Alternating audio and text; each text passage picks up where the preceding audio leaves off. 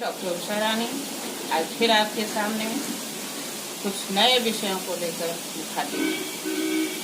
पूर्व की कक्षा में मैंने भक्ति शब्द से निश्रित कई प्रश्नों की टिप्पणियां लिखनी सिखाई।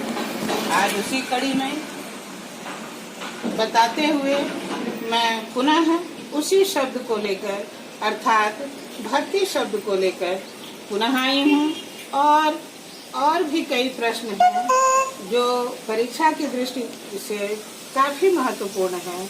उन पर चर्चा करूंगी और उस पर कैसे सटीक, सुंदर और अच्छे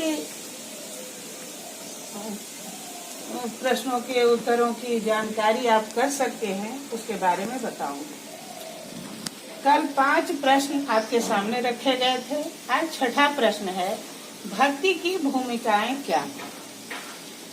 भक्ति की भावाभिव्यक्ति क्रम में भक्त की जिन जिन रूपों में संप्रस्तुति होती है, उन्हें भक्ति की भूमिकाओं की संज्ञा दी जाती है। इस परिदृश्य में 7 भूमिकाएं विवेचित हैं, विश्लेषित हैं, जो मनीषियों ने निर्धारित किए हैं। पहला है दीनता, दूसरा है मानमर्शन, तीसरा भय दर्शन, चौथा भर्त्सना, 5वां आश्वासन, 6ठा मनोराज्य और 7वां है विचारणा।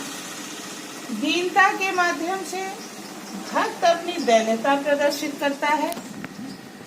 मानमर्शन में वह मन के मर्दन की क्रिया करता है, यानी मान मर्दन के लिए स्वयं को प्रेरित करता है। भय दर्शन में सांसारिक कष्टों का भय दिखाकर अपने मन को यानी खुद को भगवान की भक्ति के लिए प्रेरित करता है और उनकी ओर उन्मुख करता है। भर्त्सना द्वारा भक्त आत्मनिंदा कर आश्वासन में भगवान की कृपा के प्रति पूर्णतः आश्वस्त हो जाता है। मनोराज्य में यानी मन में भगवान को स्थापित करता हुआ हृदय में सिर्फ और सिर्फ भगवान का राज्य होता है उसके मनोराज्य में, और वहाँ उन्हें स्थापित कर इष्ट के चिंतन मनन में विचरता रहता है, विचरण करता रहता है। यह 7 भूमिकाएं हैं जो भक्ति की चरम परिणति तक भक्त को पहुंचाने में सहायक सिद्ध होती। 7वां प्रश्न है, भक्ति की आसक्तियों से आप क्या समझते हैं?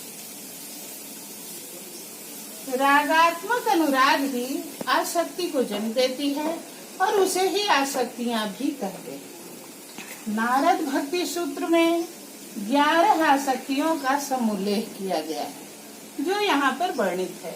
पहला रूपासक्ति, गुण महात्म्यासक्ति, पूजासक्ति, स्मरणासक्ति, दास्यासक्ति, सख्यासक्ति, कांतासक्ति, वात्सल्यासक्ति, आत्मनिवेदन शक्ति, तन्मयासक्ति और अंत में परम विरहासक्ति।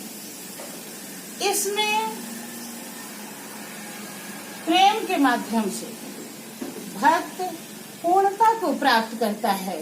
इन 11 आसक्तियों के माध्यम से वह परब्रह्म को प्राप्त करता है और परब्रह्म को प्राप्त करने में ये सारी आसक्तियां उसके अंदर विद्यमान होती हैं। ये ऐसी आसक्तियां हैं जिनके माध्यम से भक्त भगवान तक पहुंचने का मार्ग ढूंढता है, वहां तक पहुंचने का साधन और मार्ग संचित करता है। सामान्य भक्तों के लिए एकाध शक्तियां ही काफी होती हैं। वे आसक्तियां उसे आलंबन देती हैं, आधार देती हैं, जिसके माध्यम से वह भगवान की भक्ति कर सकता है। लेकिन जो पूर्ण भक्त होता है वह इन 11 भक्तियों को, इन आसक्तियों को स्वयं में समाहित करता है और उसके माध्यम से अपनी भक्ति की पूर्णता को प्राप्त करता है। 8वां है अवतारवाद क्या है? भव कष्ट से मुक्ति हेतु वह पर ब्रह्म जो निराकार है, निर्गुण है, अजन्मा है, अनिमेष है, वैसे को भक्तों के हितार्थ जब साकार और अवतार रूप धारण करना पड़ता है, उसे ही अवतारवाद की संज्ञा दी जाती है। गीता में श्री कृष्ण ने स्वयं कहा है, परित्राणाय साधूनाम विनाशाय च दुष्कृताम धर्म संस्थापनार्थाय संभवामि युगे युगे। वही रामचरितमानस में तुलसीदास ने इसी की परिव्याख्या अपने दोहे के माध्यम से की है। विप्रधेनु सुर संतहित लिन्ह मनुज अवतार निज इच्छा निर्मित तनो माया गुण गोपाल। तो इस प्रकार अवतारवाद एक ऐसी पद्धति है, एक ऐसा नियामक है जिसमें वह निराकार परब्रह्म स्वयं को साकार करता है, जिसका कारण सिर्फ एक होता है, भक्तों का हित करना, भक्तों का संसार का कल्याण करना और संसार को कष्टों से मुक्ति दिलाना। 9वां है शरणागति क्या है। भक्त का संपूर्ण समर्पण भाव। जब ईश्वर को अवतारवाद के बाद जो प्रश्न आता है, शरणागति क्या है।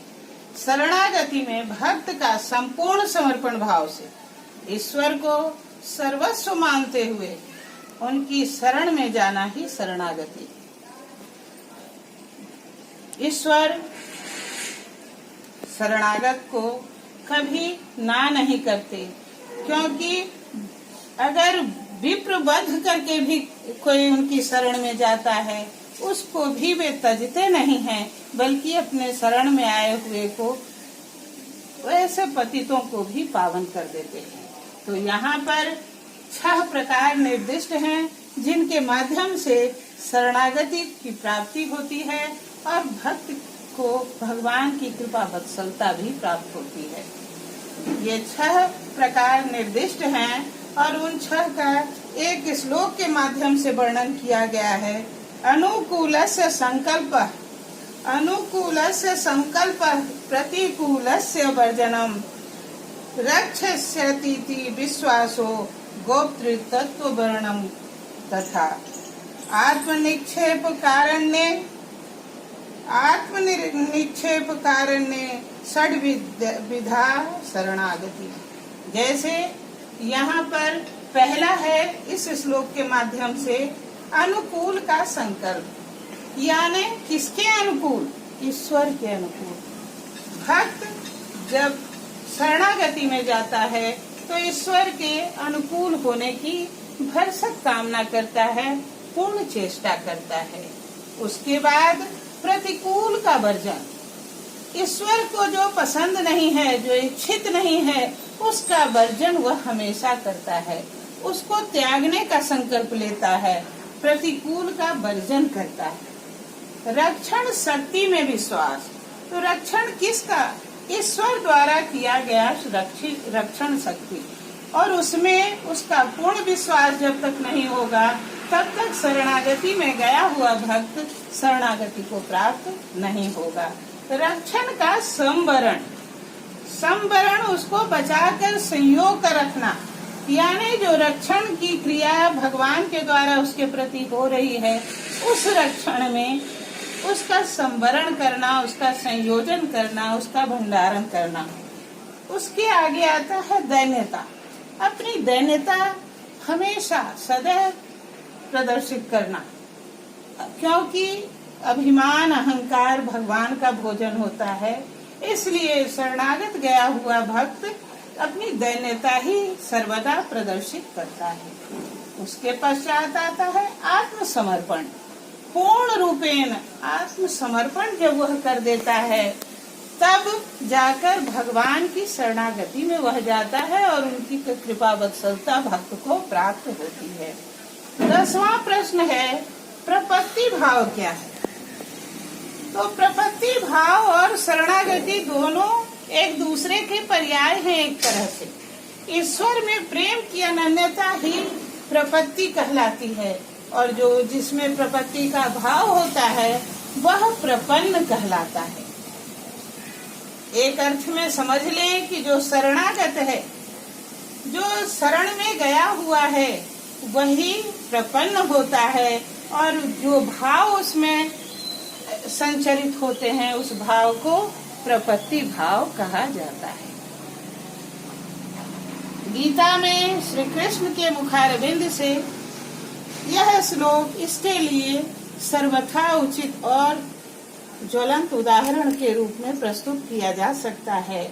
सर्वधर्मान् परित्यज्य मामेकं शरणं व्रज अहम त्वां सर्व पापेभ्यो मोक्षयिष्यामि मां शुच। उन्होंने सिर्फ शरणागति में आने को कहा है, प्रपत्ति भाव में आने को कहा है और उसके बाद उनके अनुकूल होकर भक्त सारी मुसीबतों से, सारे कष्टों से, सारी दुविधाओं से, परेशानियों से मुक्त हो जाता है, क्योंकि शरण गए को भगवान कभी छोड़ते नहीं और भक्त जब उनकी शरण में जाता है तो फिर कोई कष्ट उसे छू भी नहीं सकता।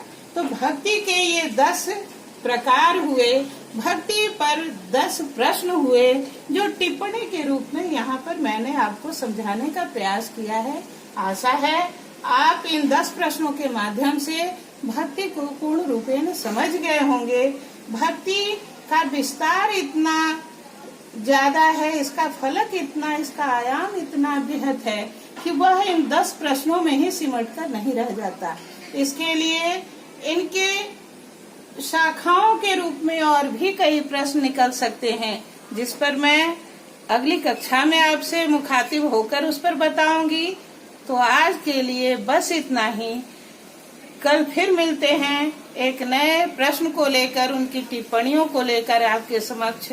तब तक आप इसे पढ़ें, गुनें, समझें और मनन करने का प्रयास करें। अपनी प्रतिक्रिया अवश्य दें कि आप कितना समझ पा रहे हैं और मैं कितना समझा पा रही हूँ। तो आज के लिए बस इतना ही। धन्यवाद।